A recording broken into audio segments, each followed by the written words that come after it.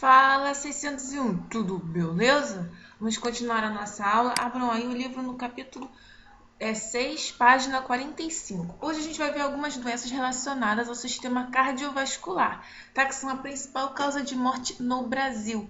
Existem vários fatores que alteram o funcionamento do coração e podem provocar doenças, tá? Aí a gente vai ver algumas, como por exemplo a anemia. A anemia é quando há uma deficiência da hemoglobina ou de hemácias no sangue, tá? A hemoglobina, aquele pigmento que carrega o oxigênio. Então, consequentemente, a capacidade do sangue de transportar o oxigênio para o corpo inteiro fica reduzida. Aí, o que a gente sente, né? Os sintomas. Cansaço em excesso, falta de disposição, né? Dificuldade de concentração, a pessoa fica pálida. O mais comum de anemia, tipo de anemia, é aquele causado pela falta de ferro no organismo, tá? Mas também existem relacionadas à falta de vitamina B12, questão genética. Então, o ideal aqui para combater a anemia é uma alimentação equilibrada, tá? Muito feijão, brócolis, grão de bico, couve, tá bom? E a hemofilia? Bom, hemofilia é uma doença genética e hereditária, ou seja, ela passa de uma geração para outra, dos pais para os filhos, tá bom? E afeta o processo de coagulação sanguínea, ou seja, sabe quando você faz um cortezinho sem querer na pele, aí depois de um dia faz uma casquinha? Porque coagulou o sangue, né? Lembra que a gente viu as plaquetas? A pessoa hemofílica, ela tem esse processo de coagulação do sangue muito prejudicado, então ela tem a tendência a ter o quê? Hemorragia, até mesmo com um pequeno corte, uma pequena lesão, tá? Já a leucemia é um conjunto, né? Um nome dado a um conjunto de diversos tipos de câncer, tá? Câncer que vai se instalar na medula óssea. Lembra que a gente viu no osso, né?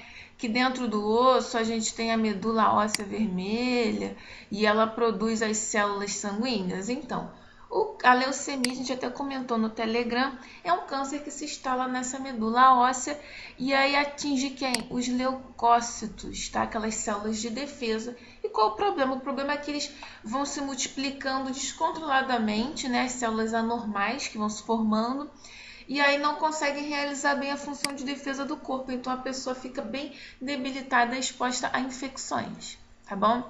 E a hipertensão, quando a pressão arterial está muito alta, tá? Ou pressão alta, tá? Pressão arterial no sangue. Então o que acontece? Acaba sobrecarregando o coração, tá? Por quê? Porque a pressão sanguínea, ela tem a relação com o quê? Com a força que o sangue faz contra as paredes das artérias. Lembra que as artérias levam sangue oxigenado para todo o corpo? Então, se elas estão mais estreitas, ou seja, mais fininhas, o coração tem que fazer um esforço muito maior para impulsionar o sangue e receber ele de volta. Nisso você acaba sobrecarregando o coração, né? E com o tempo pode causar sérios problemas, como infarto e insuficiência cardíaca. Por isso que a gente tem que estar sempre acompanhando a pressão, evitar alimentos e hábitos de vida que aumentem a chance da pessoa de ter pressão alta.